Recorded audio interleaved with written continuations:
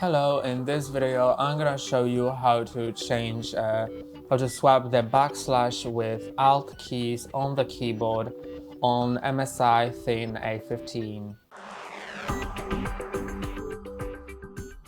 If you want to swap the places of Alt and backslash keys, you can easily do this by going to the BIOS, which if you don't know how to enter, there's a video on our channel on how to do it.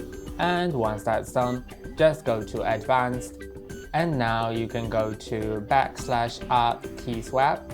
And if it's disabled, then I believe that it'll be how it looks on my keyboard right now. So this is how it looks.